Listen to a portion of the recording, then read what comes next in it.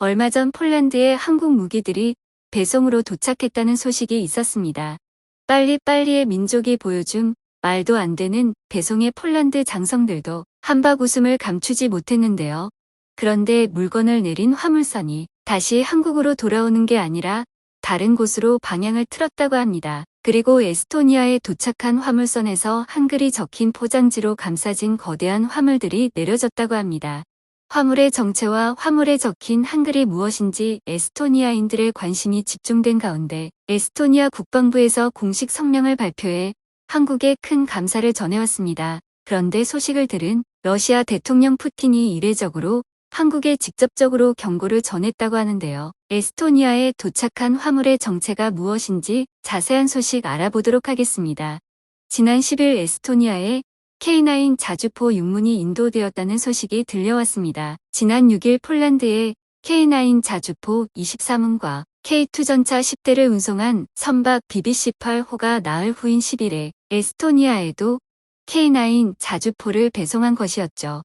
에스토니아는 발트 3국 중 최북단에 위치한 국가로 남쪽으론 라트비아, 북쪽으로는 핀란드, 그리고 동쪽으로 러시아와 맞닿아 있는 나라입니다. 한국에서는 인지도가 낮지만 의외로 친한 성향을 가지고 있는 국가인데요. 발트 3국 중 유일하게 남한과 단독 수교하고 있는 국가이면서 북한을 가장 위험한 나라로 규정하고 국가라고 승인을 하지 않고 있습니다.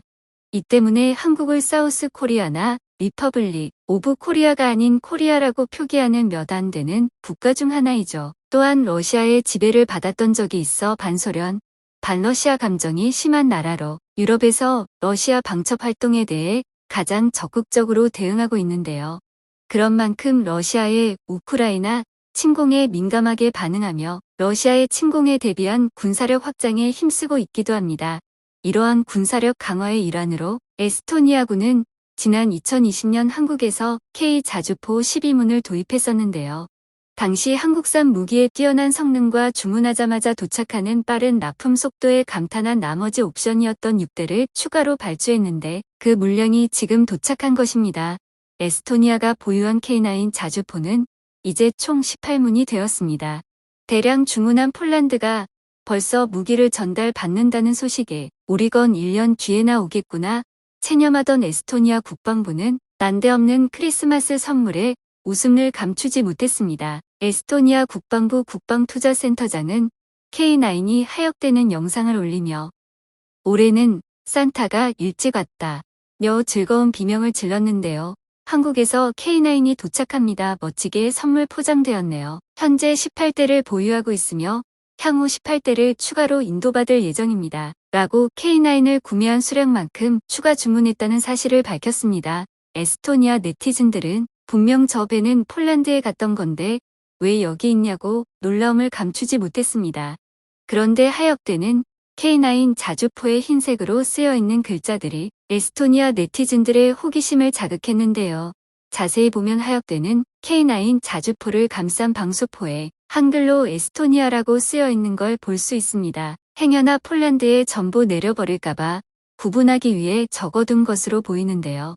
무슨 뜻인지 궁금해하는 에스토니아 네티즌들에게 한국 네티즌들이 한글로 에스토니아를 적은 것이라고 알려주기도 했습니다. 에스토니아 언론에서도 K9 자주포의 소식을 대대적으로 전했습니다. 에스토니아 국방부 장관은 K9 자주포 추가 구매에 대해 우리의 입장에선 최고의 품질을 최고의 가격으로 최대한 빨리 얻는 것이 중요했다며 K9은 최선의 선택이었다고 밝혔습니다. 에스토니아 포병대대 지휘관인 앨런 레이드마 중령은 이러한 무기체계의 도입은 기존의 포병 무기체계에 추가된 중요한 요소이며 우리 군의 전투 능력에 크게 기여한다고 말했습니다. 에스토니아 군이 K9 자주포를 처음 도입했을 당시 에스토니아에서 특집 방송을 통해 K9 자주포가 얼마나 훌륭한 무기체계인지 전했는데요. 이번 주 초 국방부 중앙훈련소에서 포병대대의 K9 자주포 첫 시험 사격이 실시되었습니다. 제1여단 포병대대의 평시 주요 활동은 포병훈련을 실시하는 것입니다. 전투 상황에서 대대의 포병, 중대는 간접 사격을 통해 전투 부대의 작전을 지원합니다. 이 무기의 좋은 점은 이전의 포병 체계와 비교할 때 훨씬 더 넓은 사정거리를 가지고 있으며 발사까지 도달하기 위한 반응 속도도 몇 배나 더 빠르다는 점입니다. 또한 이 무기는 사정거리가 넓고 우수한 봉호 능력과 높은 기동성을 갖추고 있어 포병의 작전 수행 능력을 크게 향상시킬 수 있습니다. 게다가 진흙탕과 같은 거친 길은 물론이고 경사진 언덕에서도 아무런 문제 없이 기동할 수 있어 정말 만족스럽습니다. 이 무기가 우리 군의 작전 수행에 있어 큰 도움을 줄 것이라고 확신합니다. 이렇듯 전방에서 실제로 운용하는 장교들과 병사들 사이에서 큰 호평을 받자 에스토니아 국방부는 이전에 구매했던 것만큼 물량을 다시 주문하기로 결정했습니다. 이미 샀던 고객이 재주문을 했다는 소식만큼 제품의 품질을 보증해 주는 것이 없죠. 폴란드에 이어 에스토니아까지 추가적으로 무기 구입을 해오며 한국산 무기에 대한 신뢰도가 높아지고 있습니다. 게다가 폴란드에 도착한 지 얼마나 됐다고 K2 흑표전차와 K9 자주포가 벌써 실전 배치를 마쳤다는 소식이 들려왔습니다. 초도 물량으로 인도된 K2 전차 10대는 폴란드의 20기계화 여단으로 전달되었다고 합니다. 20기계화 여단은 폴란드 동북부에 위치한 16기계화 사단 소속으로 러시아 칼리닝그라드와 국경을 접한 최전선이라고 할 수 있습니다. 한국 무기가 러시아를 겨누게 되었다는 소식에 푸틴의 간담이 서늘해진 것 같습니다. 푸틴은 한국이 계속 무기를 팔 경우 러시아와의 관계가 파탄날 수 있다고 경고했는데요. 또한 만일 우리가 북한에 무기를 판다면 한국은 어떻게 반응할 것인가라며 북한에 무기를 제공할 수 있다는 식으로 협박을 해왔습니다. 푸틴이 직접 한국을 지목해 경고한 것은 매우 이례적인 일로 폴란드와 에스토니아를 비롯해 러시아 주변국들이 한국 무기로 무장하고 있는 상황을 심각하게 받아들이고 있는 것으로 보입니다. 폴란드 총리 마테우시 모라비에츠키는 K2 전차의 최전선 배치 소식을 전하며 러시아와 이웃한 모든 국가들은 러시아가 가하는 위협을 알고 있다. 우리는 그 누구도 폴란드를 공격하는 일이 일어나지 않을 정도로 강력한 군대를 갖기를 원한다고 말했습니다. 폴란드 육군은 향후 추가로 들여올 한국 무기들로 기계화 사단 전체를 싹 바꿀 계획이라고 합니다. 16기계화 사단은 지금까지도 소련에서 만든 T-72 전차와 BWP-1 전투보병차를 운용하고 있었는데 60년 된 장갑차를 타다가 한 세기를 넘어온 최신형 전차를 직접 타보고 감탄을 금치 못하고 있다고 합니다.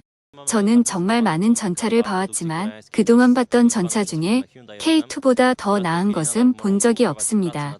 훈련된 탱크는 작업이 분류되어 훨씬 쉬워지고 적재 프로세스 자체가 확실히 T-72 전차에 비해 속도가 빨라집니다. 한국에서 교육받고 있는 승무원들도 이 전차에 대해 매우 높이 평가하고 있습니다. 그들은 전차를 조종하는 데 있어 직관적인 조정법과 무기가 장착 형식 등 모든 부분에 만족하고 있습니다. K2는 확실히 차세대 전차라고 할 수 있습니다. 이 전차에서 작전을 수행하는 것이 훨씬 더 편안하고 확실히 더 나은 능력을 보여줍니다. 이처럼 K2 전차를 직접 운용하게 될 폴란드 병사들은 K2 전차에 합격점을 주고 있습니다. K9 자주포 23은 역시 칼리닝그라드와 벨라루스와의 국경지대와 폴란드 북부 지역을 방어하고 있는 육군 제11포병연대에 배치를 마쳤습니다. 눈 내린 부대에서 K9 자주포가 포신을 하늘로 향하고 나열한 가운데 마리우스 국방부 장관이 직접 참여하여 인도식을 진행했는데요. 마리우스 국방부 장관은 행사에서 다시 한번 한국 무기 도입의 의미에 대해 강조했습니다. 우크라이나에 대한 러시아의 침략은 폴란드 군대가 강력하고 효과적인 현대식 무기를 갖추는 것이 얼마나 중요한지 확인시켜 주었습니다. 가장 중요한 것은 침략자를 억제하는 것입니다. 또한 한국에서 자주포 23문을 신속하게 전달해 주었기에 폴란드 군대의 능력이 급속도로 증가할 수 있었다고 강조했는데요. 마리우스 국방부 장관은 장기적으로 한국 산업계와 협력을 통해 폴란드군과 한국군 모두의 요구를 충족하는 공동 프로젝트를 만들겠다고 덧붙였습니다. 이번 K9 배치를 계기로 11포병연대는 여단으로 규모가 확대되어 러시아의 침략에 맞서는 가장 단단한 방패가 될 예정입니다. 또한 한국의 비교도 할 수 없이 신속한 무기 공급 능력에 해외 네티즌들이 감탄을 금치 못하고 있는데요. 이번 일을 통해 한국이 얼마나 믿을 수 있는 파트너인지를 만천하에 증명해냈습니다. 덕분에 앞으로도 한국의 무기 수출은 청신호가 계속될 것 같습니다. 오늘의 이야기는 여기까지입니다. 시청해주셔서 감사합니다.